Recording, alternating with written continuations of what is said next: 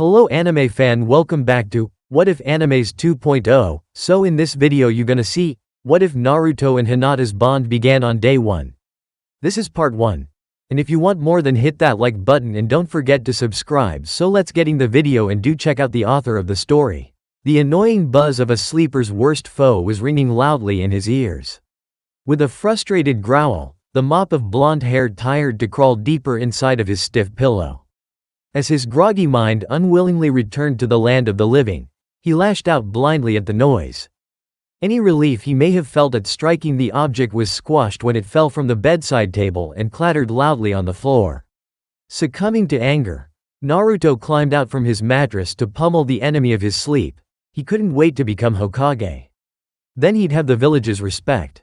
He could walk proudly down the streets. People would smile and wave. Everyone would be happy and get a good night's sleep. Maybe he could pass a law that outlawed evil clocks. A glare at the aforementioned instrument made all thoughts vanish when what it was showing clicked in his befuddled brain. 6 o'clock in the morning, and the academy started at 6:30. That would mean, I'm gonna be late, he screamed as he jumped and tried to do a million things at once. He was trying to pull on a too large orange vest while holding a cup of instant ramen in one hand. The other hand was attempting to slip on a sandal that was obviously too large for his small feet as he rushed out his door. Despite how much of a hurry that he was in, he did take the time to pause long enough to lock his door. Then he sprinted as fast as his short legs could carry him. Dressed in a simple white kimono, a quiet, little girl stood outside the gate to Konohagakure's most prestigious clan. One would think that being the heir to the clan and a user of an advanced bloodline would have the girl carrying herself like some kind of royalty. But her face was down and her shoulders were slumped, suggesting a timid nature. She was waiting for a chunin to arrive and escort her to the Konoha Shinobi Academy. In a small bag in her hands was a bento and several writing utensils and accessories. The white lavender-eyed girl kept glancing from side to side, looking for the chunin lady. Sighing, Hinata began wondering if she should journey to the academy by herself. But this train of thought ended when she spotted a dust cloud and a rapidly growing orange figure approaching. A blonde-haired boy, probably close to her age, was running as fast as he could in clothes that barely fit him. As he was almost to her, he suddenly dropped a small package. He tried to stop and dash back for it, but he stumbled on his sandals and went tumbling in a heap to land at the startled Hinata's feet. Dropping her bag reflexively, she watched as the boy righted himself. Sitting up, he rubbed his sore head and aching chest, panting quite heavily. Peeking an eye open, he saw a pair of small feet and a bag beside them in front of him. Hinata had just worked up the courage to speak when the strange boy looked up. His face, though slightly tanned, was red as he tried to catch his breath. He tilted his face slightly to the side as he gazed at her with the brightest set of blue eyes she'd ever seen. Her cheeks instantaneously reddened slightly at his piercing yet gentle gaze. Chuckling loudly, he put on a large, toothy grin as he started rubbing the back of his neck. Just my luck to trip, Glancing around, he spotted his ramen only a few feet away. Looking back up at the dark blue-haired girl, he tried to decide which he should do. Make a friend or get to the academy. He chose the former. After all, he didn't exactly know where the academy was. What's your name? A very large grin and eager eyes stared up at her as he continued. I'm Uzumaki Naruto, future Hokage of Konoha. He was talking to her and waiting for a reply. She knew that she had to answer. Her slightly red cheeks seemed to brighten as words twisted and tangled in her throat, never quite escaping. Finally, after much strain on her part, she managed to stutter out, Hyuga, hi Hina, ta. Hyuga Hinata. He repeated, testing the name. Hi. Naruto's grin widened, but it seemed different than before. She didn't know exactly why, but this time it seemed to reach his eyes. Okay, he said happily. Do you know the way to the Shinobi Academy, Hinata-chan? This time her whole face turned a very bright Sakura. The only person to have called her Hinata-chan before was her mother. Hinata was spared from having to answer the question, however, when another female spoke up. She was just leaving for the academy, Uzumaki-san. Both children visibly jumped when they heard the voice. They faced the pretty, red-eyed chunin with varying degrees of surprise, fear, and embarrassment. Hinata felt ready to faint at getting caught by surprise with this boy. Her already deep blush could easily decipher the degree of her embarrassment. Naruto could only look at the woman with fear that she might make him leave his new friend. Yuhi Kurenai watched the two children thoughtfully for a moment. She would have to be blind, deaf, and dumb to not see the beginnings of a crush in her young charge. And not a person in Konoha had no heard of the demon boy's dream of one day becoming Hokage. It took little imagination to see why the two were together. Picking up Naruto's forgotten cup of instant ramen, she handed it to him as he climbed to his feet. Glancing from one child to the next, she let a small smile out. These two would make an adorable couple in the future. "Come on, Hyuga-sama, Uzumaki-san," she said as her smile widened slightly. "We don't want you late for your first class." The statement earned her another blush from Hinata and a surprised, but fast-growing smile from Naruto. First day at the academy. As the classroom began to fill, Amino Iruka was able to identify a fair number of children from the more prominent of the Konoha clans. There was an Aburame boy who was as silent as a majority of his clan, an Akamichi boy who was looking around with uncertainty at the other children, a loud Inuzuka boy who was trying to impress several other students, an unusually quiet Hyuga girl. The Nara boy seemed to be falling asleep where he sat as the Yamanaka girl beside him was trying to talk to him, and of course an Uchiha boy who was sitting quietly in seat. And last but not least, there was one annoying blonde that he wished that he didn't have to deal with right now. Upon his entry into the classroom, the blonde had yelled out, "I'm Uzumaki Naruto. I'm gonna kick all your butts one day." This loud announcement had everyone's attention on him. Yet it might have been more impressive if he hadn't tripped on his hand-me-down sandals for the second time that day. Now burning with shame, Naruto was sitting crouched over in his seat. "Alright, everyone," Iruka called out. "Please sit down and be quiet, class will be starting shortly." Once the ruckus had settled down somewhat, he said, "My name is Amino Iruka. While you train here, you are to call me Iruka-sensei." Even as Iruka began his welcoming speech, he noticed several students' attentions wandering already. The one person who seemed to be the most interested was Naruto. But as all 6-year-olds did, he grew bored of Iruka's droning voice quickly enough. When the students began introducing themselves, the blonde could hardly wait. People would notice him, if for only a moment. This excitement was enough to squash his earlier embarrassment. He waited impatiently for the others to have their turns. But when it came for his turn, Iruka called the girl that was after him. Instantly Naruto was on his feet, cutting off Yamanaka Ino's introduction before it even began. "Iruka-sensei, it's my turn." "No," the scarred teacher said. "It would have been your turn if you hadn't felt the need to introduce yourself early." This got scattered snickers and giggles from the other students. Sputtering for a second, he threw a fierce glare at Iruka. "That's not fair. Life is never fair, Naruto," Iruka said gruffly, trying to suppress memories of his deceased parents. "Now sit down. Yamanaka-san, please continue." Very angry, Naruto spent the remainder of the morning sulking. Thanks to his inattention, he was spared having to notice a withering glare from the blonde girl that would have had him trembling in unconditional fear. When Iruka called a break between classes, Naruto was the only one to remain in the class. From his obvious frown and angry glare, he was still sulking. So Iruka let him be and left the room. Once class resumed, Iruka had the students get out their history books. He sat behind his desk as he lectured the beginning of their village and the importance of the shinobi clans. During the whole lecture, Naruto was staring at him with a peculiar look in his eye. It unnerved him enough to stand up to ask him what the problem was, or try to stand up. Upon a quick inspection, he found that the chair was apparently super glued to him. But he only figured this out after he stood up. The chair legs hit loudly against the wall behind him, attracting the attention of the rest of the class. As they watched Iruka try to figure out what possessed the seat to stick to him, the class broke out in loud snickers and giggles. But when Naruto finally lost control and fell out of his seat laughing, the rest of class quickly followed suit. Naruto. Iruka's angry yell cut through the academy walls like a knife through butter. Detention tonight. He scrubbed, he swept, he mopped, and scrubbed some more. After what seemed like days, Naruto finally was able to put the cleaning supplies away.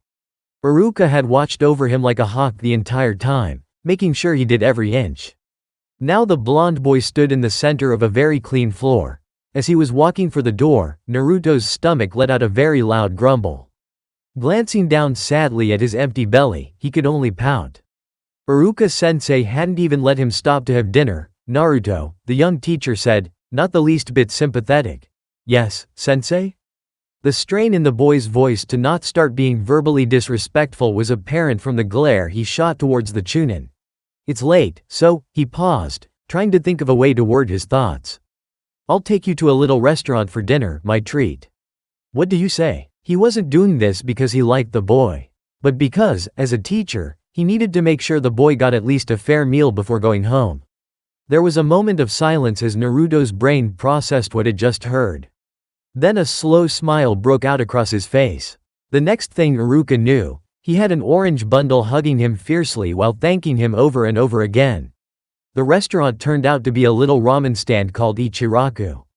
After only one bowl of miso ramen, Naruto yelled out at the top of his lungs that this was the best ramen he'd ever tasted and that Ichiraku had just become his newest, most favorite restaurant in Konoha. He ended up having 9 more bowls. Iruka was glancing at him with mixed feelings of surprise and disappointment. How could he eat so much ramen and not get sick? But because of the boy's surprising appetite, a considerable portion of his salary now lined the old man's pockets. My lord, Tucci said as he cleaned a table nearby. It hasn't been this cheerful around here since the Yondaime was last here, really? Iruka asked, facing the man. I didn't know he came here. Oh yes, Tucci said offhandedly. Quite often, actually. Who's Yondaime? Naruto asked innocently. You don't know? Both men asked simultaneously. Yondaime Hokage is the one who defeated Kyuubi no Kitsune 6 years ago, Iruka said, switching into lecture mode automatically. He was a great man who loved this village and was a very, very strong shinobi. Tucci nodded. He was a genius with crafting seals and I heard he even created his own attack jutsu. The Rasengan, I believe. Completely odd, Naruto practically yelled out his questions in quick succession. Wow, what did it do? Can anyone teach me? Is it really powerful? I want another bowl. Chuckling, Tucci left to make the boy's 11th bowl. Iruka stared down at the boy's hopeful face. The eagerness in his eyes was almost a palpable thing. The boy was going to hate what he was about to say.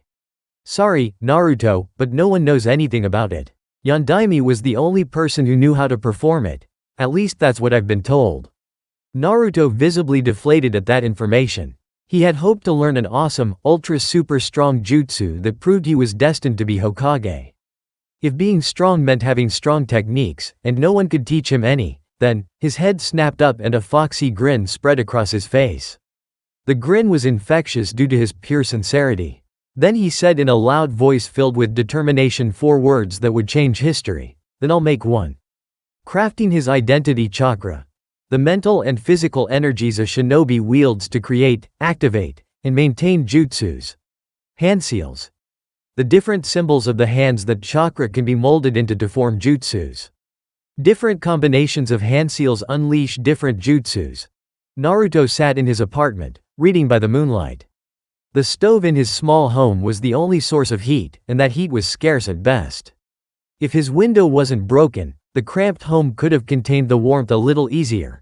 Growling in frustration, Naruto slammed the book shut. It was as close to useless as it could get. Only the theory and definitions of the use of chakra and hand seals. It didn't tell how to mold the chakra into the hand seals. Maybe he shouldn't have rushed off to buy the first book on chakra he saw. A wide yawn escaped him as he stood. Stretching, he felt relief surge through his sore limbs. Another yawn and he trudged over to shut off the stove. His small body was tired from all the stress it had gone through earlier. Even with his unusually high stamina, he was bone weary. As soon as his head hit the pillow, he was asleep. Deception is an essential ability that all shinobi must have, Iruka said to the class. To pretend you are weaker than you truly are can cause an overconfident opponent to underestimate you. That could allow you to either win a battle against an enemy of equal strength or to escape safely. The class seemed to be lulled into a trance by Iruka's speech. While several keywords did survive, most of the lecture fell on weak ears. It was understandable. Kids want to practice, train, or do something physical. Trapped in an uncomfortable chair of a hot classroom for a boring lecture was more than they could stand. But while their bodies couldn't leave, their minds wandered. Taking a brief pause, Uruka glanced up and saw that many eyes were glazing over in drowsiness and heads were drooping. Sighing, he walked to his desk and slammed the book down loudly on top of it. Instantly, all eyes were open and on him. Letting a small smirk cross his face, he called out, "Naruto?" The blonde lifted his slouched head off his arm at the sound of his name. Looking up at his sensei, he said, "Hi, Uruka-sensei. What would be another use of deception that you could use in your everyday life?" he asked, watching the blonde expectantly. Desperately, Naruto tried to understand the word, deception, but he had rarely ever heard such a weird word used before. Well, if he couldn't answer the question right, then he could at least try to get a laugh out of it. "I'd use it to add more flavor to my miso ramen." Uruka gave a rather heated glare at the blonde. The uncertain laughter Naruto was trying to spread to the other students died as he noticed no one had even paid attention to him. "Sakura-san," Uruka said in a kind, if strained, voice. He was certain that if the kids weren't going to listen to him, then listening to their friends and classmates would aid them in remembering. "Same question." Sakura stared at Uruka for a moment with wide eyes. Her cheeks reddened as she felt the stares of the class heavily on her shoulders. Thinking for a moment, she tentatively answered, "Anyo, Uruka-sensei. If a shinobi wanted to hide a secret about himself or what he could do, he could act certain ways.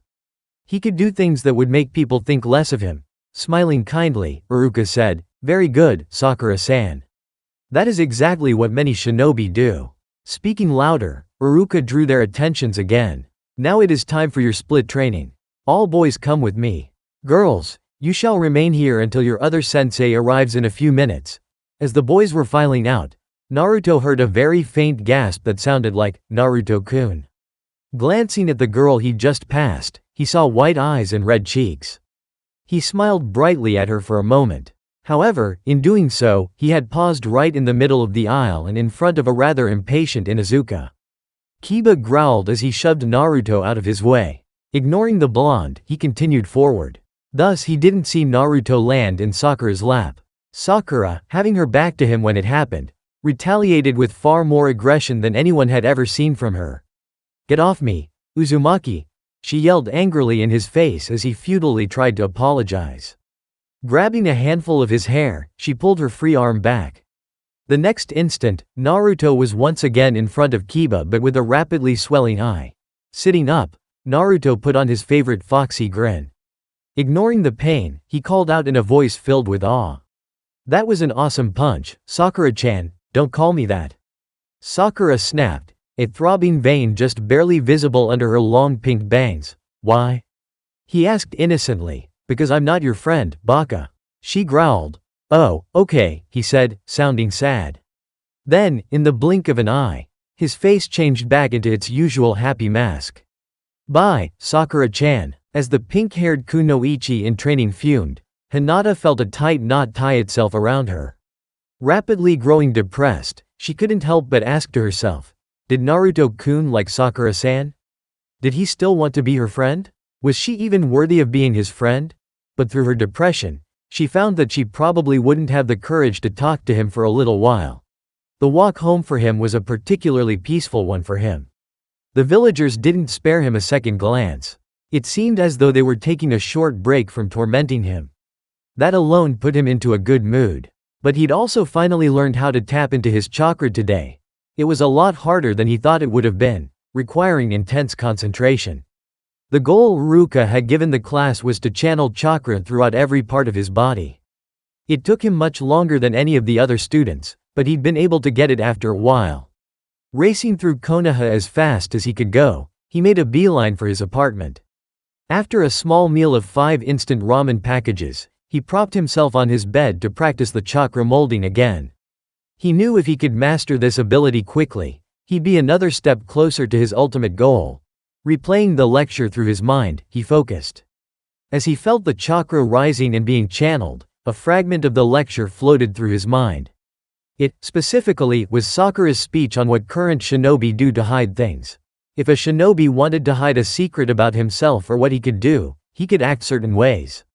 He could do things that would make people think less of him. Yes, that's what I'll do. He thought as he let the chakras slip away. A devious grin broke across his face as he imagined what was to come in the future. I'll act, nobody will know or even guess what I'm doing. The ultimate jutsu. Almost 6 years have passed since Uzumaki Naruto, unofficial demon of the Leaf Village, entered the Shinobi Academy. The village has had a number of pranksters in the past, but none would probably ever be as infamous as Naruto. He pulled pranks as a means of petty vengeance, to relieve boredom or to brighten an occasionally bad day. In short, almost everyone has been a victim of his. Today, the terrible prankster stood in the middle of a wooded area. Carefully checking that he was alone, he smiled. Years of pulling pranks in village dominated by large numbers of shinobi had forced him to adapt and develop skills that he probably wouldn't have acquired for some time. Like to sense when a person was nearby, even though they're hidden, and to notice in the slightest change of wind any new sense it carried. In all, he was gifted with sensory abilities of such thoroughness that they put most Junins to shame. Going through the necessary hand seals, he engaged his first attempt at creating his own jutsu. His original inspiration for it came from a simple henge. If shinobi were meant to be spies, then he should create a super cool henge that would be the ultimate spying ability. So he spent some time observing older shinobi, and what he found disgusted him. Most shinobi were males, and near all of them were perverts. That ruled out the choice of what sex the henge would appear as. He started practicing with normal henges. The first ones merely gave him more feminine features and a pair of pigtails. That was the easy part. Then he tried to make the henge a bit more scantily clad, wearing only her undergarments. For some reason, he could tell it was far from perfect. Dropping the henge after another failed attempt, he sat down to ponder what was wrong. He knew what the ultimate goal of this jutsu was to be, perverted as it was. He knew it had to be completely perfect for it to work successfully. So far he could get the shape of the arms, legs, and face. But because he didn't know what a truly nude girl looked like. That's it, he cried out, jumping to his feet. He left his training area behind in a blur. It took only a short run before he was back in Konoha. His destination was the nearest bookstore, since he wouldn't demean himself to peep like a pervert. Silently slipping past the drowsy man, Naruto found his needed research material. Chuckles broke out of his throat as he mesmerized the shapes, curves, and angles of the women in the magazine. Oh, he hated perverts, but it would be so much fun to see their reactions to this jutsu. Get out of my store, Naruto, a voice filled with menace growled from behind and above him. Flinching at getting caught, the boy glanced nervously behind him. The expression on the once sleepy man's face promised immediate and painful retaliation should he not comply with the demands. I need a sparring partner, he thought moodily. He had just spent the last 3 hours honing his accuracy with kunai and shuriken, then alternating between his taijutsu and ninjutsu. While his form was nearly perfect, the lack of a decent or superior partner was preventing him from reaching new heights. The only thing he wanted was to kill his. No, he wouldn't even consider that man any relation to himself. That man who had so easily destroyed his life and clan. For his vengeance, he needed far more power. For that, he needed a partner. Having grown irritated with his solo practice, Uchiha Sasuke left his training field. At first he merely walked through the streets of Konoha, looking for something that could entertain him enough to get his inspiration to train back up while avoiding that ridiculous fan club he'd somehow acquired. He almost wished that blonde Baka would make a random appearance. What that dobi seemed to possess was an uncanny ability to both piss him off while giving his ego a good boost. As if Sasuke had performed Kachiyose no Jutsu, the blonde appeared on the street at his feet after having been thrown out of the door of a bookstore. Naruto had what looked like a growing bruise on his right eye. Don't let me catch you in my store again, Uzumaki, a man growled dangerously from inside the store that Naruto had made a rather ungraceful exit from. Not waiting for a reply, the man slammed the door shut. When I become Hokage, I'm gonna cook your ass over a slow fire, Teme, the blonde growled moodily, more to himself than anyone else. Sasuke smirked conceitedly, which drew Naruto's attention. The day you become a Kage will be a sad day indeed. Shut up, Sasuke Teme. Naruto yelled as he bounced to his feet. Adobe will never be anything other than Adobe, Baka, Sasuke said as he started to walk away. He knew he was pushing Naruto's buttons, but he was bored. Clenching his jaw and fists tightly, Naruto tried to think up a comeback, but as usual Sasuke seemed to be leaving him in the dust. If there was one thing that he truly couldn't stand, it was Sasuke's superiority complex with him. Perverts, the unyielding villagers' hatred of him, and his frustration at not completing his own jutsu all took the backseat when the last Uchiha was involved. As the Uchiha was strutting away, Naruto lost his temper. Dashing for the unprotected boy's back with all the speed he could muster, he let an angry roar of, "I'm gonna crush you, Teme." Sasuke hardly moved until Naruto was nearly on top of him. Then, faster than Naruto could react, Sasuke ducked under the punch as he swept his leg back. This resulted in Naruto being tripped and, with his momentum built up to its maximum, was sent tumbling down the street a short ways. After reorienting himself for a second, Naruto was charging Sasuke again. His fist nearly touched the dark-haired boy as he sailed in again. Merely shifting his weight, his knee came up and into the blonde's gut. Withdrawing, Sasuke spun on his anchored heel and he sent Naruto flying through the air with a sweeping kick. This kick sent the blonde crashing through the window of a store. The stoic mask slipped slightly as he heard the surprised, then furious yells of the customers and employees inside as Naruto futilely tried to apologize and escape. Deciding he had sufficiently inflated his pride for the moment, he walked away. Behind him, he heard Naruto get thrown back out into the street.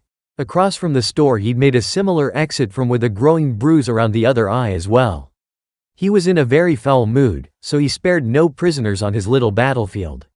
Slurping up the remainder of the ramen, he placed the bowl on the rather high stack of the dozen already consumed bowls. The pile promised to continue climbing as he hollered for another. As he waited for his miso ramen to arrive, he took up a slightly disheveled scroll from the side. On it were the instructions for the different uses of chakra and how to manipulate it. Scribbled along the edges of the scroll were notes he'd written. After finally completing his first jutsu, he started on plans for his second. It took him many hours of secretive researching, stress, and one dumb cat chasing a ball for him to finally get an idea. What he needed was a much more detailed description for chakra usage and control. But the academy just didn't have what he was looking for. Even though he'd begged and pleaded until he was blue in the face, he couldn't wrestle the information out of Iruka-sensei, who'd finally started to treat him a bit more humanely. Iruka claimed that if Naruto couldn't get the basics of the basics completely, then he most certainly couldn't do the more advanced practices. Next, Naruto took his complaints to the old man, but Sandame seemed to agree with Iruka. Naruto's frustration at getting denied by the people he most respected was taking him to a breaking point, and the only other alternative that he really didn't want to do. Just as he seemed ready to commit theft, the scroll appeared. He'd opened his apartment door one morning as he was rushing to the academy and slipped on it. Though there was no one in sight, he could faintly smell the lingering scent of lilacs. Naruto was so happy that the scroll held all the information that he needed that he made no attempt to pay attention in class that day, instead focusing on reading the scroll. Now that he had it, what kind of jutsu would he make? Of the basic elements that most jutsus were derived from, he couldn't make up his mind between fire or electricity. As he pondered this dilemma, he began to absent-mindedly start stirring his ramen slowly. What he wanted was a jutsu that could do a lot of damage in an instant. Now he reasoned that a stabbing jutsu could easily live up to that condition, but the though of shoving his arm through a person's body didn't sit too well with his stomach. Sighing in defeat, he glanced down at his bowl. The noodles were tangled around his chopsticks in a spiral pattern while the soup swirled around, giving the ramen a distinctive spinning motion. Swirling, spinning, drilling, an excited cry of victory tore itself from Naruto. The answer was simple. A drilling jutsu could do the most damage, especially if it spread out once inside enemy's body. Now he just needed to find a technique that would teach him how to spin chakra. As this thought was forming in his mind, he discovered the answer to it almost simultaneously. Ramen had all answers. Water. With water he could feel the chakra moving and feel how well it was working. But he couldn't hold water, obviously, so he'd need a water balloon to get started. First, he'd need to learn how to spin the water inside the balloon at great speeds. Then, because it was an expanding drill, so to say, he'd need to somehow destroy the balloon. As to how he could do this, He wasn't sure, but he decided to cross that bridge when he came to it. Quickly finishing and paying for his meal, he left. Stuffing the scroll into the pouch he wore on his belt on his new orange jumpsuit, he raced off to the nearest store he could find. Ignoring the icy glares the adults shot him, he grabbed a whole handful of balloons from the jar by the cash register. As usual, he was forced to pay a horrendously inflated price, even for balloons. Racing out of the door, Naruto had every intention of running off to his secret training area. But he ran face first into an unyielding wall of muscle. From his new position on the ground, surrounded by his new balloons, he glared hotly up into two pairs of cold white eyes. Cold eyes watched the confrontation between the Hyuga clan members and the Bane of Konoha. The man wore merely a simple Chunin flak jacket and the normal shinobi accessories. His face was bland with no distinguishing features. He watched disdainfully as the Hyuga snarled at the boy.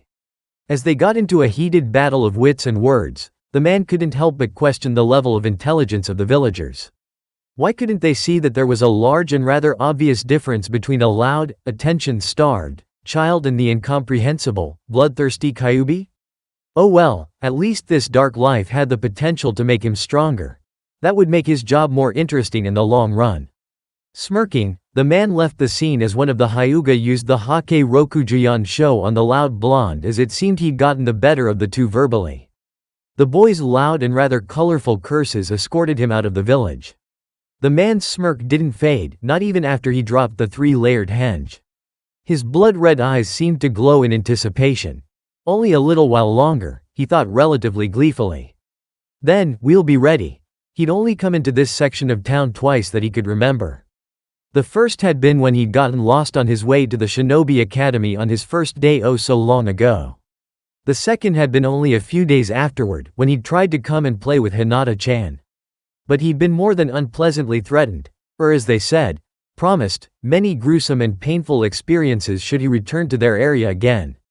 Since then, he'd avoided the section like the plague. Those white-eyed bastards were all over the place here. That was because their clan compound seemed to be located here. He disliked them very much because of the look of superiority all of them seemed to share. All of them were uptight, arrogant bastards who really needed to be brought back down to earth. So he now considered it his sworn duty to do just that. It was high time that they learned that they weren't all powerful. That was the reason why he was here now in the dead of night. Revenge. Naruto style. After the Hyuga closed his tenketsu points, he had hurried off to his apartment to rest. For some reason that he couldn't understand, when he tried to do his chakra molding exercises, he couldn't bring it out. It was like it was being blocked off or something. As he futilely tried to access his chakra, a brilliant idea had formed in his mind. Using his considerable stealth to the absolute best of his ability, he snuck inside the Hyuga compound. Then, from one building to another, he raided their homes. Though he was extremely careful what he took, only the most humiliating of things that he could. He had once heard of the abilities of the legendary Byakugan, to see through things, to see people's inner chakra coils, and nearly 360 degrees of vision. So if he made even the slightest noise, a board creak, a sneeze, even breathing too loud, he knew he'd be in a world of pain. He would immediately henge into a section of the floor or a rug if he heard the slightest sound or smelled something out of place. This paranoia proved invaluable, as he almost was caught by a drowsy guard who was making his hourly routine. It took him more than 3 hours to finish his goal, but it was worth it in his eyes. One of the last rooms he slipped into his nose was embraced by a familiar and comforting scent. It was the smell of flowers, or more specifically lilacs. A smell he'd come to associate with only one person. Hinata-chan? He could see her sleeping on her bed, wrapped up snugly in her bed covers. Her face was relaxed and peaceful. It held not trace of a blush he'd always seen on her or the timid persona she possessed. Though he had always kind of thought of her as a weird, dark, and shy girl, this new Hinata seemed, shaking his head to get his mind back on the plan. He took a deep breath and sighed. One last glance at the sleeping girl stole his resolve. He couldn't do it to her. She was just too kind to him and everyone else to have something like what he had in mind to happen to her. He shot her a rueful grin as he backed out of the room. Only one word could be used to describe the village hidden in the leaves the next morning: chaotic. Scattered throughout the leaf village was nearly the entire Hyuga clan's clothing and undergarments. They were thrown about the streets, in alleyways, on top of buildings, and even hanging mockingly in trees. While the villagers and Hyuga clan were busy trying to handle the situation, most of the shinobi populace was chasing a near hyperventilating prankster from one side of Konoha to the other and back. If they weren't busy from collecting their clothing, the Hyuga would have most assuredly thrown a lot more than glares at the blonde as he passed them. Finally, with nearly 4 full squads of Chunin, Junin, and Anbu surrounding him, Naruto was cornered. He was on his hands and knees, struggling to breathe. But his short of breath didn't come from the rigorous chase and escape he'd just been in. How could you do that to the Hyuga clan, Naruto? Snapped an aggravated Chunin dangerously. Because they're fucking bastards, baka, he shot back. Unsteadily, he climbed to his feet with his infamous foxy grin. That may be so, a Junin said to his side. But that doesn't justify your actions. Uzumaki, an Anbu said with a clear order in his voice. You're going to the Sandame, now come quietly and your punishment be reduced. No way, Naruto yelled, his foxy grin widened noticeably. It automatically put the shinobi on edge. This was the perfect time, he realized, to test his first original jutsu. I haven't tested my first jutsu. You'll love it. Forming the Ohatsuji seal, his grin covered his face. Enveloped in his chakra, he cried out, Oiroke no jutsu. In a burst of smoke, the most beautiful blonde girl they'd ever seen appeared. She had slender limbs, a pair of long ponytails, dazzling blue eyes, and her whisker marks just added a seductiveness to her that made her seem to just be dripping with sexiness. But what really caught their attentions was the fact that she was totally nude before them and didn't seem to mind showing off her rather substantial assets. They were not expecting this. Thus, since all the shinobi were males, no one was there to stop the blonde boy when he took off again. This time, there was no mistaking the loud, irritating laughter that echoed across the village for the rest of the morning. Pass or fail, genin exams. It seems all things have a silver lining, even punishments. In Naruto's case, it was learning the fastest routes to the summit of the Hokage monument. That had been the punishment for the Hyuga incident, to scrub the monument every evening for the next 3 months. Now, to celebrate the end of his probation, he pulled easily the most infamous of all pranks ever. He put graffiti all over the past cage's faces, as if it were a repeat from several months earlier. The blonde was once again being chased throughout Konoha. But this time it was only by a pair of Chunin. While he was enjoying the chase, the blonde was also having an almost unholy amount of fun thanks to 2 of his latest jutsus. When the Chunin pair first started chasing him, he inhaled deeply, then blew a dense smokescreen around himself. Once they lost sight of him, he took off running. But they found him easily enough due to his ridiculously loud voice as he laughed off the simplicity of his escape. Then Chunin were almost on him when he put his second jutsu to work.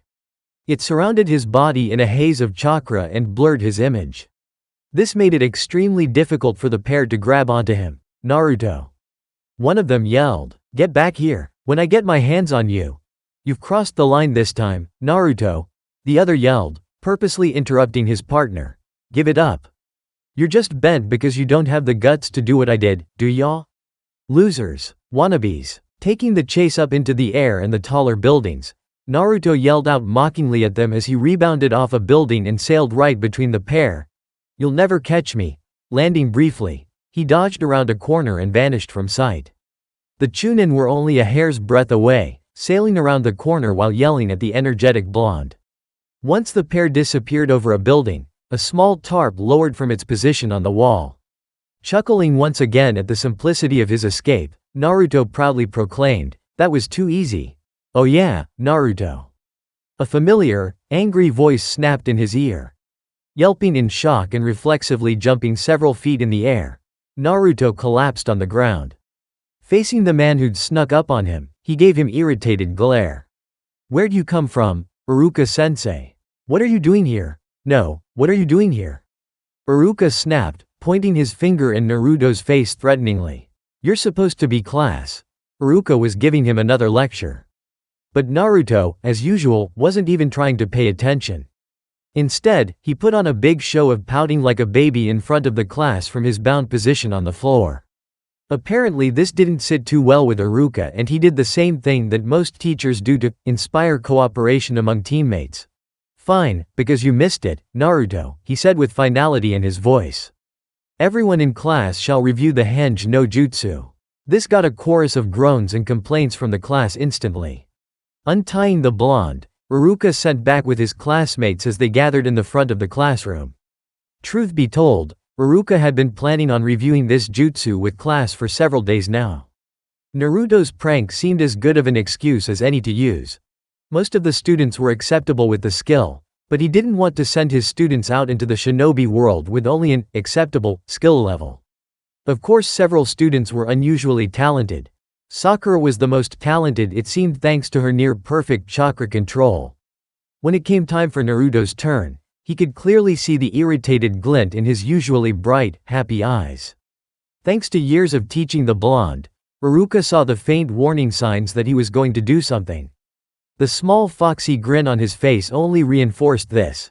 Silently watching her blonde crush as he made his way forward, Hinata timidly poked her index fingers together. A faint blush was visible as usual while she watched and silently cheered for him. Henge no Jutsu, Naruto said, as his chakra surrounded him. In a poof of smoke, a very beautiful blonde girl stood in his place. She blew a kiss at Iruka as she winked innocently. Even though he'd heard of this, Iruka was still not prepared for it and was sent flying from a massive burst of blood. Dropping the henge, Naruto's loud laughter echoed through the quiet room. Gotcha, he laughed. That's my Oiroke no Jutsu, cut the stupid tricks. The young teacher yelled in his face. This is your last warning. Class had a rather peculiar air about it today. Anxiety was so thick that it was almost visible to the naked eye. Yet an undercurrent of excitement and determination gave the atmosphere a definite charge. The only time this happened was when the class was taking a significant test. But this time it was 10 times worse, their genin exams. Thus far they had been tested on taijutsu, weapons accuracy, basic genjutsu, and first aid. But this was after an hour-long written test on shinobi laws of conduct, common courtesy, and interactions with another shinobi village. Sakura aced the written test easily, with Sasuke only a few points behind. But for the more practical test, Sasuke lived up to his reputation of being the #1 rookie. If he'd have wanted, he knew for a fact that he could have aced the written test and come near the top for the second half. But as it were, he was more content to score average. After all, it was just too troublesome to do more than that. While watching clouds was far more alluring, he also decided it would prove to be worth his time to run mental estimate of who would get what grade to pass or fail. It was almost too easily to guess on almost everyone, except for Naruto. Shikamaru had always been a little more observant than the others, perhaps due to his cloud-watching pastime. Due to this, he felt sure that he knew why the blonde always failed. He wasn't focused on his studies in the academy or even all those pranks. No, he was much more interested in developing his own jutsus and abilities for some unknown but obsessive reason. It wasn't a matter of ability that held him back either, for only an exceptionally skilled stealth and scouting specialist could perform so many pranks and usually escape unscathed. And due to his pranks, Shikamaru knew Naruto was smart. The ingeniousness in some of his pranks proved it. Sighing in defeat at the surprisingly complex puzzle that was the dead last, Shikamaru returned his attention to Choji. The pudgy boy was proudly detailing his exam in between chewing a bag of potato chips. Hey, too bad he didn't share the same simple-mindedness as his lifelong friend, he mused. Or else he wouldn't have an approaching headache. Though he'd never admit it if the Nara boy told him his theories, Naruto's rather poor grades came from exactly those reasons. When he was younger, he'd made such an attempt at being a screw-up that it actually began to become a part of his personality as far as the academy was concerned. His true focus had been on making his own jutsus. While he himself didn't exactly know the reason for his obsessive research and creation of the techniques, he had a fair idea where it came from. He was an orphan with no clan, so no one was there to teach him jutsus that only family knew. It drove him to almost a depressed mind frame whenever he thought about the special training almost all his classmates got, but not him. So he felt an irresistible urge to create jutsus that he could proudly yell out were his and his alone. Yet his lack of focus cost him to fail the last 2 genin exams. So far, he'd done hardly any better than last time. When Iruka announced that the final exam was the Bushin no Jutsu, Naruto almost caused an embarrassing scene. He had to clamp his hands over his mouth to stop from screaming in frustration. He could not perform that simple ninjutsu if his life depended on it. Like there was some cosmic deity that was preventing him from even doing it properly. Now, as he stood before Iruka and the new academy sensei Mizuki, he had a deep frown on his face. It was now or never if he could get that jutsu right. His gathered chakra perfectly visible to the naked eye as he concentrated hard on pouring an excessive amount into his hand seals. Bushin no jutsu, he called out as the chakra exploded around him and kicked up a cloud of smoke. When it cleared, there were two Naruto, but the difference between them was like night and day. One was the real, while the clone was a sickly pale white and lying dead on the floor. A second of silence greeted Naruto's nervous, twitching body. He knew it was coming, especially the way that Iruka's eyebrow was twitching. Then, you fail. He sat on the only swing in the academy yard, in the shade of the trees. His face was sullen and his eyes were downcast. Leaning his head against the swing's rope, he was the perfect picture of dejection. Across the yard was a large group of children who had passed their genin exams, and their parents stood proudly at their sides, congratulating them while boasting to other parents. He watched them with a deepening hollow feeling in his stomach. The loneliness was getting worse these days. It wouldn't be long before he did something that would either make him or the villagers crack. All he wanted was a real friend, someone to talk and laugh with on a regular basis. Sure, Iruka seemed to be doing a good job at that, but he was still Naruto's sensei. There was only so much time he could spare on the blonde. Placing his goggles onto his forehead, he was about to get up to leave when he sensed someone suddenly appear near him. Looking up in the tree, he saw Mizuki-sensei looking down at him with what could almost be considered a calculating gaze. But it quickly vanished as a kind smile lit up the man's face. Mizuki watched the blonde run off, his cheerful attitude once again restored. When the boy was safely out of sight, his gaze darkened considerably as a wicked grin of anticipation appeared. The blonde boy had been surprisingly easy to convince. He didn't know whether to be relieved or worried about the ease of it. But he settled for relief. After all, he was Chunin, and that demon vessel's body probably was too weak to wield the awesome powers of the kitsune once held. This thought had his sneer turning malicious. The Kyuubi seemed to have lost its memory, or it was biding its time, waiting for the right time to return. Whatever the reason, Mizuki was sure that the situation was safely in his control. His plan was ingenious. He hadn't spent the last year mesmerizing the schedules of the comings and goings at the Hokage Tower, searching for the exact location of the Forbidden Scroll, and finding a plausible explanation as to how it could suddenly go missing. It was Naruto's poor grades and his loud mouth that drew Mizuki's attention. The Kyuubi wanted to be Hokage, huh? Well, the fact that his abilities were the weakest of the academy students pretty much guaranteed that he'd fail. The kitsune must be getting desperate to become a shinobi now. What better way to gain its trust than to stand up for it during its failed attempt in the exam and then telling it of a secret way to pass? Mizuki warned him not to try to retrieve the scroll until late at night, just to make it easier on his part of getting it. It would be a long few hours before he could safely make his move at getting what should have been his birthright. But, in the meantime, he could plan out how he would deal with the Kyuubi when the time came. Nobody would miss him. He was just the human form of the demon fox. Chuckling sinisterly under his breath, Mizuki turned and headed back to the academy. He may not be staying in the village for much longer, but he couldn't afford to blow his cover just yet. It was well past midnight. He was sitting on the ground in front of an old warehouse in the middle of the forest, almost a mile from Konoha. In his lap was a very large and heavy scroll. Gently, almost respectfully, he untied the ropes that held it shut and its secrets hidden from the world. Unrolling it across his lap, he gazed upon it with wide eyes. The thrill of learning a powerful jutsu that no one his age could possibly know was enough to drive him ecstatic.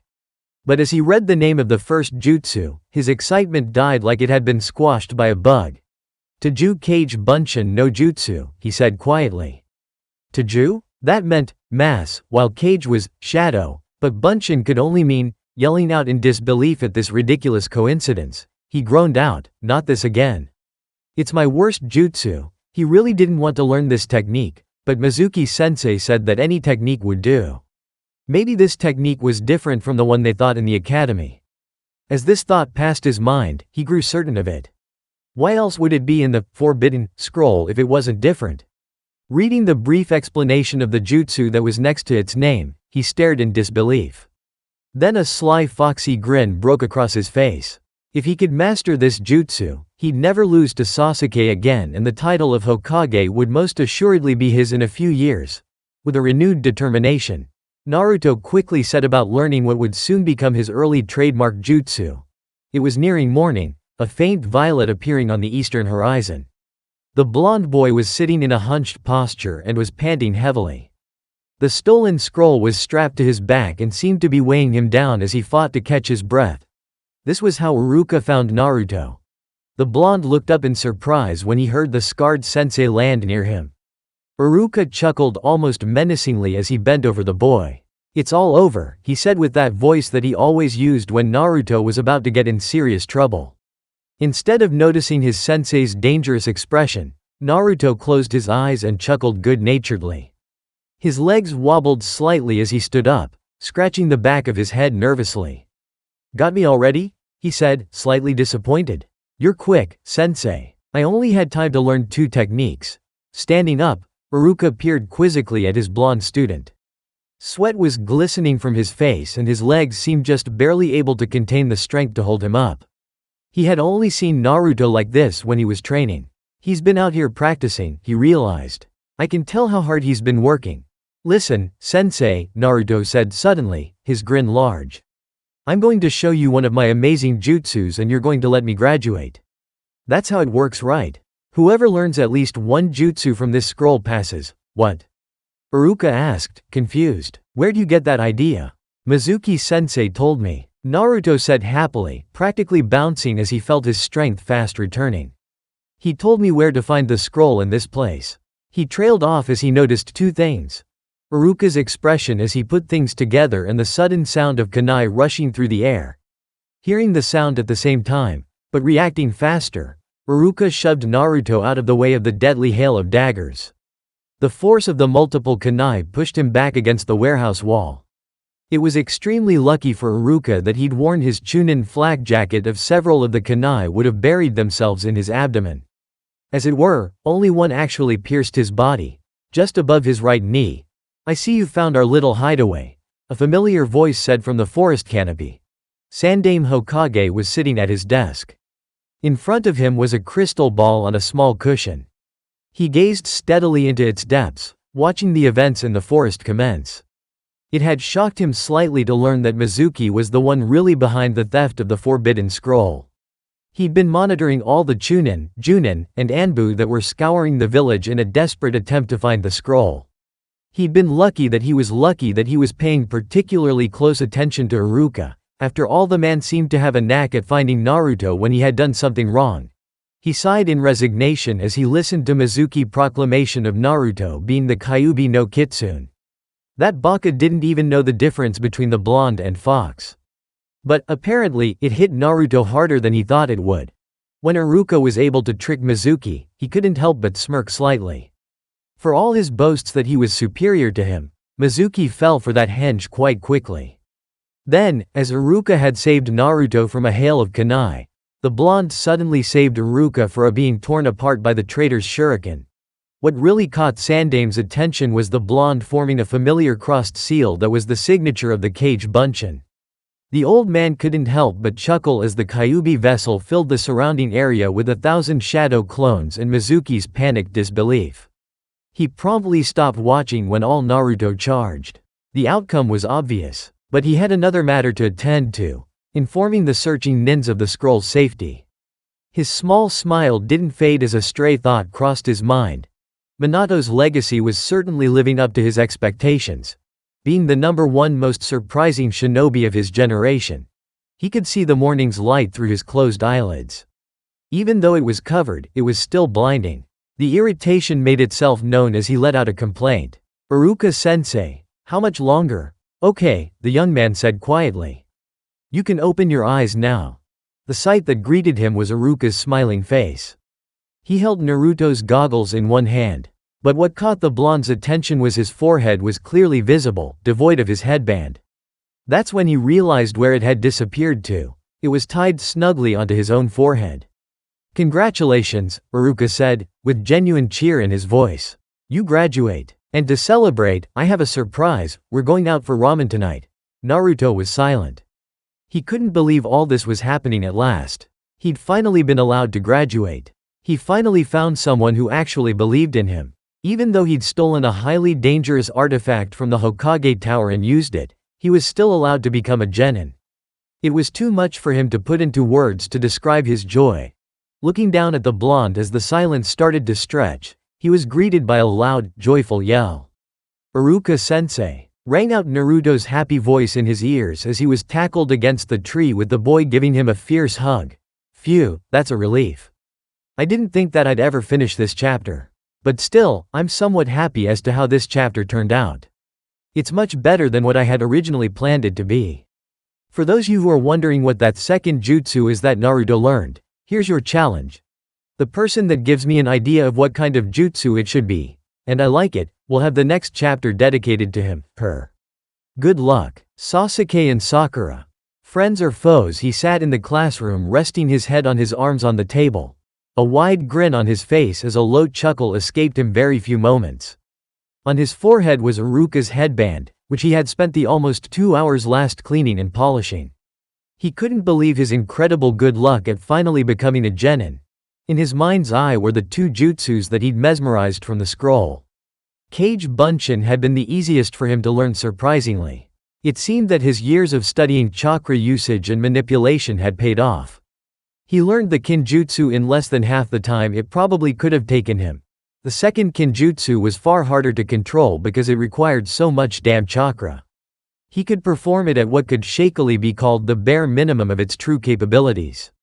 In fact, that was reason that Iruka found him in such exhaustion the other night. He knew that he'd needed to nearly triple his current chakra potency if he was going to be able to use it effectively and not die of chakra depletion.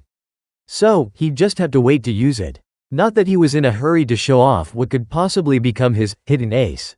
He was pried from his examinations of his jutsu ace when a familiar voice spoke to him. "What are you doing here, Naruto?" Shikamaru asked. "This class isn't for dropouts. You can only be here if you graduated." Sitting up, Naruto tapped Iruka's leaf headband that he wore proudly. He couldn't help but to add a bit of sarcasm to his voice as he answered. "Oh yeah? See this? Open your eyes, Shikamaru, it's a regulation headband." The Nara boy scrawled at the blonde's attitude. He quickly zoned out as Naruto launched into a speech of how the headband was meant for him. But where Shikamaru hardly heard a word, Hinata was hanging on to every syllable. Her curiosity was starting to eat at her as to how he passed. She had been sure that he had failed once again. A rather loud commotion from the doorway behind her drew Naruto's attention toward her and Shikamaru used the distraction to escape. It was almost painfully easy to determine who the girls were behind her, even without using her Byakugan. Ino and Sakura. It was especially easy to guess from the way Naruto's face started to redden. Since she was more concerned with watching Naruto, she could have sworn that he was actually looking at her. This thought brought a small blush to her face. It deepened slightly when she saw Naruto's blush get deeper. Was he actually looking at her? That question seemed to be answered when his face suddenly started moving, following Sakura's movements. He stood up and waved to her, calling a happy greeting. Her response? "Move it?" she snarled, knocking him aside. She did this so she could stand close to Sasuke as she asked in what she thought was a sweet and endearing voice. "Good morning, Sasuke, do you mind if I sit next to you?" The Uchiha heir only spared her a glance before he returned to his brooding. It was like this every morning, this routine. If it wasn't Sakura or Ino, then it was some other kunoichi wannabe. He was getting quite sickened of the repetitious behavior these girls exhibited. So he becoming a genin was an even bigger relief than he wanted to admit. Getting up with a glare, Naruto worked his way around the gathered and arguing kunoichi. With a small hop, he was landed on Sasuke's desk and squatted down. He glared at his rival, trying to see what was so special about him that made most of the girls turn into such bitches. To his eyes, all Sasuke was and would ever be was pretty boy who looked more like a girl than a shinobi, Naruto. Sakura snapped. "Hey, stop glaring at Sasuke." The blonde spared the pink-haired girl a small, hurt glance. Then he promptly returned to glaring and scrutinizing the Uchiha. Sasuke returned the glare full force, making a mental note to beat the crap out of the blonde later. This glaring contest turned out to be a big mistake on both their parts as another genin hopeful accidentally bumped into Naruto. The bump, however soft, was more than enough to send the blonde face first into Sasuke's face. Though it lasted scarcely a nanosecond, that unintentional and utterly disgusting kiss was forever burned into the minds of the gathered girls. Neither boy noticed the darkening expressions of the incredibly angry and jealous Kunoichi as they broke apart and immediately started to gag like they'd been poisoned.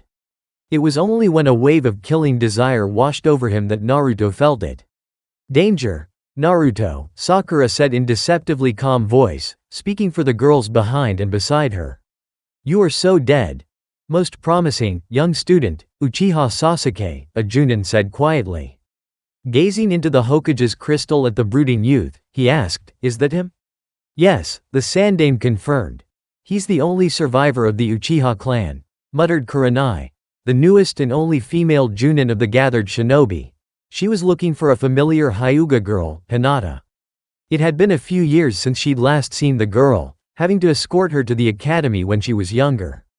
Though she personally didn't appreciate the kind of attention that her father gave her, she could fully understand his need for precaution, especially after that Kumogakure incident almost 10 years earlier. So she felt it her duty to continue watching over her, and she all but demanded that the Hyuga be placed on her team. "That's right," Sandame confirmed again as he sent the crystal ball in to zoom in on the other students as well. It was a practice that was started with the Shodai Hokage, showing the Junin instructors the genin hopefuls through the crystal so they'd have some idea as to what their possible students looked like. As it came upon the group of gathered and bickering Kunoichi, all the Junin noticed one hot-headed blonde make his way over to the Uchiha. A silver-haired Junin watched the pair's confrontation with interest since he already knew that they were on his team. A rivalry between the best in the class and the worst in class, he realized instantly, not exactly original. With an unnoticed sigh, he suppressed the memories of his long-past teammate. They had been rivals, but ultimately friends in the end. He found himself not exactly looking forward to interacting with this group as he could already tell that they'd stir up a lot of unwanted memories.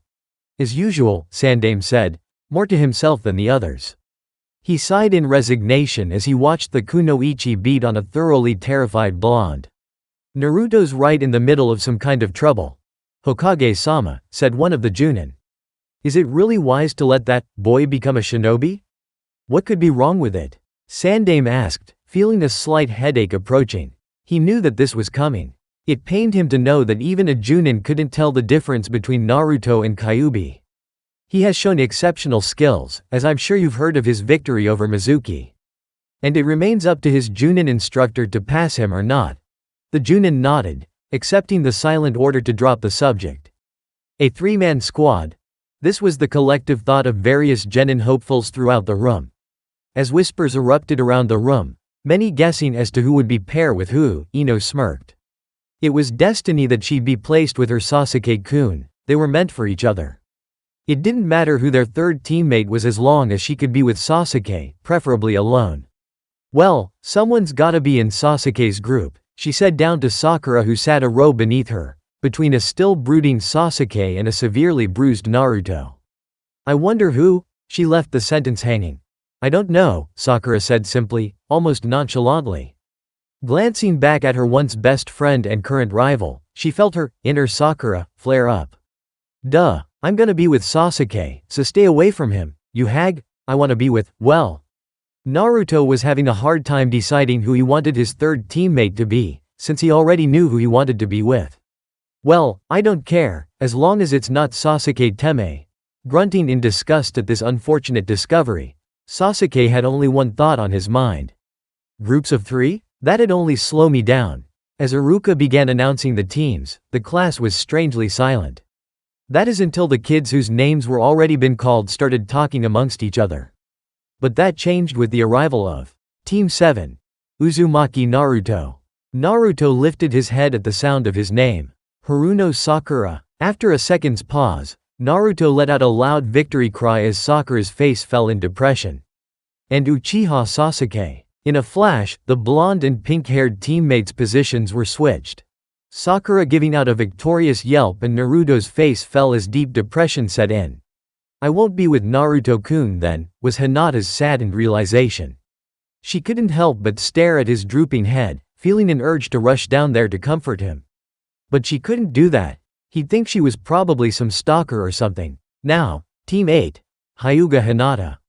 She returned her attention to Iruka and quietly acknowledged her fate. Inuzuka Kiba. The said boy chuckled at finally being called, more than happy at being paired with his beloved Hinata-chan. And Aburame Shino. The said boy merely adjusted his sunglasses. Turning back to Ino, Sakura chucked deviously as she shot her rival a victory V. Her smirk was large and promised to grow in size at the blonde's disbelief and anger. How did you get in his group? She could barely stop herself from yelling that question. Sakura didn't answer, but inner Sakura was cheering, cha-ching. True love conquers all. As Ino was growling and trying to restrain herself from wringing the pink-haired girl's neck, a familiar voice drawled out next to her. I don't get it, Shikamaru said. What do you see in a guy like that? He's not so special. Looking at him in exasperation, she said the first thing that came to her mind. You are so beyond clueless, Shikamaru. Don't you get it? Glancing at her with a slightly jealous and annoyed look, he stated the obvious, no, I don't get it because I'm not a girl. Seeing the jealousy in his gaze and voice, Ino sighed. A small smirk pulled at her lips at the thought that Shikamaru would be jealous over Sasuke having her attentions than him. Like he thought that she was better off with. You are so full of yourself, she muttered, leaning her cheek into her palm. Jealousy is a terrible thing. I'd hate to be on your team. It was at this time that Iruka's voice caught their attention again with the sounds of their names. Team 10. Yamanaka Ino, Nara Shikamaru, and Akamichi Choji. Surprised and slightly angry at this revelation, Ino stared at Iruka. Next to her, Shikamaru couldn't help but chuckle as he threw her words back at her. Didn't you say something about hating to be on my team? Those are all the squads, their sensei said.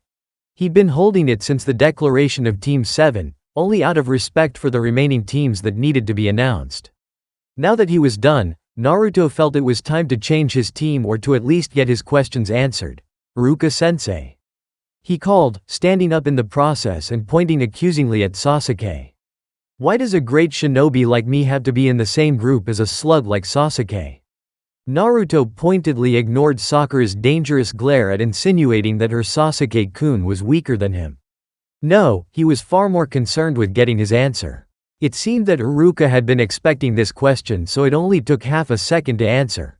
Sasuke had the best overall scores of all the graduating students. Placing his arms on his hips he continued, Naruto, you had the worst scores. This brought a series of chuckles and laughter from the other genin hopefuls. Ignoring them, Iruka continued, to create a balanced group, we put the best student with the worst student.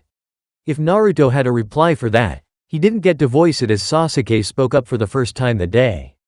Just make sure you don't get in my way, Baka. He didn't degrade himself to look at the dobi. Forgetting about ordering Iruka to switch him with someone else, he turned to Sasuke with an angry yell. Hey, what did you say? There was no way that self-centered Uchiha said that he'd get in his way. Hard of hearing? Sasuke asked, indifferent to Naruto's anger. This brought another wave of laughter from the class. Sit down, Naruto. Sakura snapped, sick him pestering Sasuke and interrupting her time with him. Clearing throat loudly, Iruka dismissed the class until after lunch. He watched as the members of the new Team 7 quickly exited the room, led by Sasuke with Sakura trailing him closely, followed by Naruto. Iruka couldn't help but think forlorn thoughts. If these first few hours are any indication of the team's future, it isn't looking too good at the moment. Sasuke, where are you? Sakura called out, in what she thought was a sweet and innocent voice. She felt a little hurt that he left as soon as they were dismissed. Didn't he want to spend time with her now that they on the same team? Lunch together would have been a great starting point, right? As these thoughts were going through her mind, she heard a voice that she made her cringe. Oh, how she hated that dobi's very existence. Hey, Sakura? He called cheerfully as he walked up to her. I was thinking that since we're on the same team, we could have lunch together and get to know each other better. It was one thing to be followed. It was another that her follower had just mirrored her thoughts. The fact that it was Naruto who was following her had any kind of sweet notions she had turned sour instantly. "Why would I have lunch with you?" she demanded accusingly. How could that thought even cross your mind?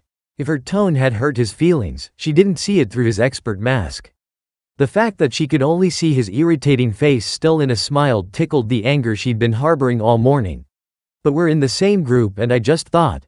"Naruto," she interrupted with a dangerous tone of voice and deadly glare. "You're annoying." Glaring at him for only another moment, she turned and brought her hands up. Calling out in her sweet and innocent voice again, she tried to adopt a similar look on her face. "Sasuke, where are you?" He had half a mind to go after her and try to ask her to have lunch again. But she just called him annoying, like he was nothing but a pest or a bug that she'd so much rather squash but couldn't seem to catch. Though he didn't show it, she had hurt his feelings. Later, he sat up on one of the academy's roofs, sulking. He had finally gotten to become a genin, and what happens? Sasuke Tami's on the same team. Not only that, but with his true skills safely hidden and his refusal to show them yet, he couldn't do anything more than play the part that he created years ago. "There's got to be a way to deal with," he grumbled. Then a blue shirt by an open window attracted his attention. It was the Temme, eating his rice ball lunch. The bastard thought he was so cool because he didn't hide his skills and everyone else respected them. If only he could be dropped down a few notches, no, a few dozen notches, then he might be a bit more bearable of a teammate. Then inspiration struck him. "Got it," he said as a devious grin crossed his face. "All right," Ino said, in a foul mood. "If we're in the same team, then you've got to follow my lead. That's the only way it'll work." Chewing absent-mindedly on his rice ball, Shikamaru muttered out an annoyed acknowledgement. They sat together out on one of the balconies near the roof. It had a pretty good view of the village, which was why Shikamaru and Choji liked it so much. Ino had taken it upon herself to follow them and instill a leadership role among them. Not that he'd raise a finger against her leadership as long as it wasn't a clear mistake. It was still going to be annoying as hell because the blonde was such a control freak. A small movement on the academy wall beneath them a fair ways drew his attention. If it weren't for the familiar blonde hair, he would have had a tough time identifying it as Naruto. Not when he wore a gray uniform similar to what Chunin and Junin wore. "Naruto," Shikamaru said quietly, identifying the blonde. This statement drew Ino's attention. They watched as the blonde snuck across the wall, silent as a shadow. The blonde seemed to be heading for the open window where Sasuke stood. Shikamaru had to admit to himself that if it weren't for the blonde's hair, he probably wouldn't have noticed him. Especially with the clothes he wore seemed to blend into the academy wall. The pair watched as Naruto suddenly and silently hopped through the window, startling the Uchiha. The movement jarred the window's support strut and it closed behind the blonde. There faintly heard Sasuke's warning growl and Naruto's "pipe down, Naruto," Ino said angrily. "If you so much as scratch him, you're on my enemy list forever." Shikamaru spared her another exasperated glance as the sound of severe beating erupted from behind the closed window. They waited impatiently to see what happened. Then, almost as soon as it started, Sasuke opened the window and hopped out. He smirked as he stood and walked away. Shikamaru was a little disappointed. He was sure that Naruto would have put up more of a fight. Especially when it seemed that he was training himself outside of school. Maybe he just wasn't as talented as Shikamaru gave him credit for. He beat Naruto without even breaking a sweat, he muttered to himself. "What did you expect?" Ino asked. She was quite proud of her dear Sasuke. It slightly surprised Shikamaru that he'd spoken out loud without realizing it. "Naruto against my boy Sasuke? No contest." As he continued to watch Sasuke walk away, he suddenly felt something out of place. Why would Sasuke walk away on the roof? Surely, he could have just taken the stairs, right?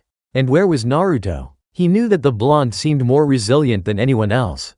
So shouldn't he be up and around by now? That's when it struck him. The Sasuke walking away on the roof wasn't really Sasuke. It was Naruto. A slight smirk crossed his face at this realization. So he hadn't underestimated the Dobi after all. It had taken him surprisingly longer than he thought it would take. But he didn't finally get himself untied from the unbelievably tight knots that the Dobi restrained him with. How could that baka possibly perform the cage bunshin while utilizing the kawarimi and some other jutsu he'd never seen before? What happened to the Dobi who couldn't even perform a simple bunshin? What was that strange technique he used? Just after Naruto had used the Kawarimi and the cage bunshins were going to attack, all of the Naruto had formed the Taurus seal and blew out a dense cloud of smoke. It was then easy pickings for the blondes to tackle and tie him down. Where did that Dobi learn such a strange jutsu? If the Taurus seal was required, then it must have been some fire jutsu. But the Uchiha clan specialized in Kaiden jutsu and he'd realized he'd never seen a smokescreen used in the clan before it was destroyed. Did the Dobi create that jutsu? He just couldn't imagine the Baka being able to do that. Yet there was no other explanation.